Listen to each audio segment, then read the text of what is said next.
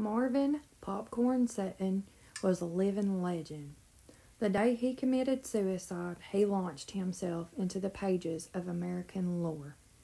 Popcorn was born in the tiny town of Maggie Valley, North Carolina, in 1949. His parents, Bonnie and Vader Sutton, were hard-working mountain people. They lived in a wooden house perched beside a tumbling stream. A lot of love and life happened at that house. A lot of music as well. Bonnie played fiddle.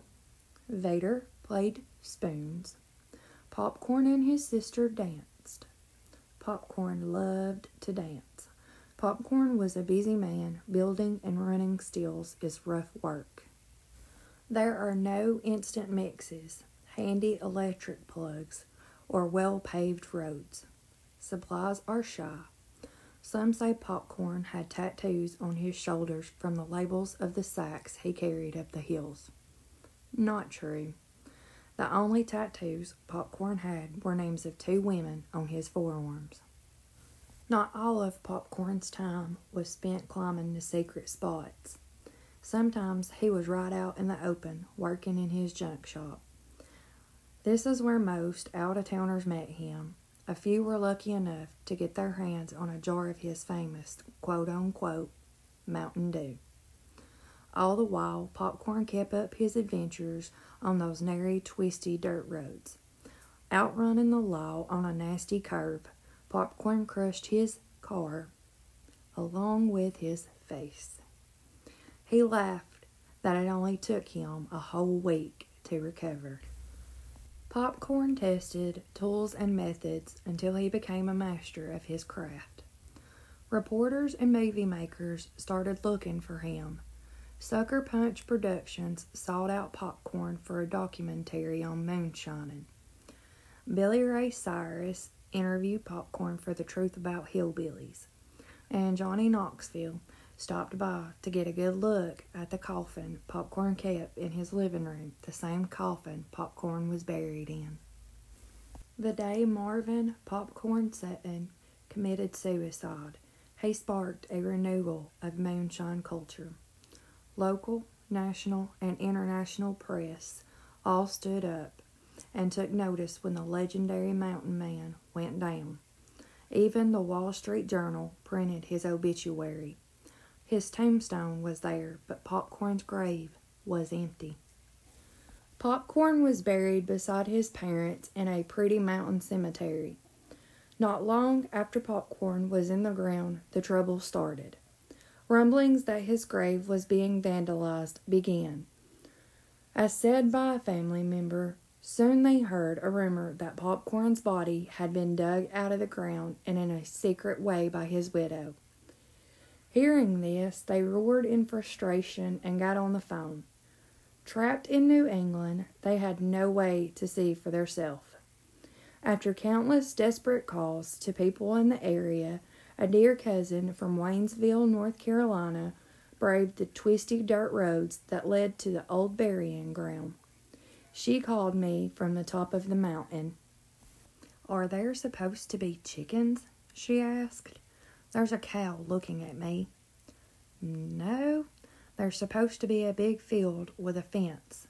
Someplace past that tree line," I told her, as I am looking at the map on my computer.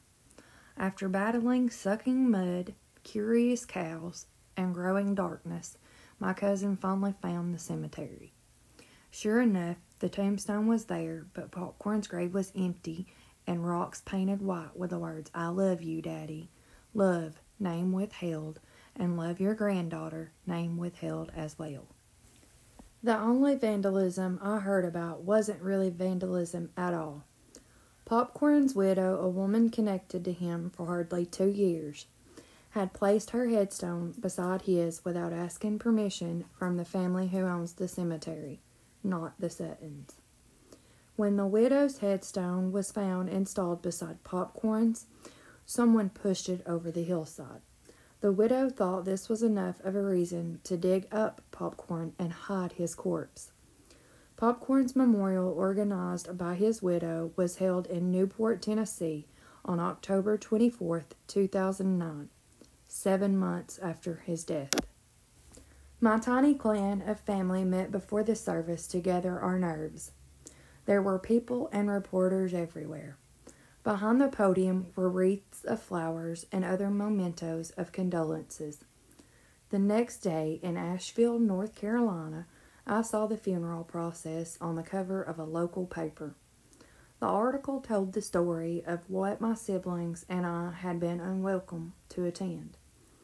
The reburial of Popcorn Sutton in the side yard of his house in Parrottsville, Tennessee. Just hours after the ground closed over his body for a second time, my daddy's spirit, as told by one of his kids, punched a mountain beside the main vein through the Appalachian on Interstate Highway I-40. A few short miles from his original grave, cascading boulders and debris destroyed a large portion of the road. It would take months to clear it. After a second landslide, I got an email from a friend. Make him stop. She was only half joking. One of my younger sisters thinks it was our grandpa who brought down the mountain. They want their son back, she said. It takes a lot of energy to bring down a mountain. Maybe it was all three of them. If anyone brings one damn flower to my grave to destroy it as quick as it is delivered, as said by name not mentioned, I intend on finding a way to return our father's body beside his parents in that quiet mountain cemetery. The man kept his own casket in his living room and his infamous footstone, Popcorn said fuck you, by the front porch. His headstone had been replaced in the cemetery beside his feet for over a decade. He knew what he wanted. His last wishes were ignored. In a handwritten will, Popcorn was very clear about his burial. He stated that I get buried beside my dad, Vader Sutton. Haul me on the back of a pickup truck to the graveyard and get drunker than hell while they burn my ass. I do not want no viewing or preaching or singing or nothing when they bury me. Popcorn didn't even want a listing in the newspaper when he passed. Popcorn was a romantic. I want the ring on my left hand given to E. He was also a bit odd. Empty my pockets and give contents to name withheld. The forensics report sent to me from Knoxville lists his pocket contents as a watch and a wallet. I wonder if E ever got that ring. Popcorn also wrote, "Do not embalm me. If any visitors come to the graveyard, name withheld will run their asses off. If anyone brings one flower to my grave, to destroy it as quick as it is delivered." It's pretty apparent that being dug up and stored for months and then reburied miles away from his parents after an extreme public memorial were not in Popcorn's post-mortem plans. To this day, Popcorn's body is still buried in the side yard of his house in Parrottsville, Tennessee, where his widow can ensure no more quote-unquote vandalism will occur.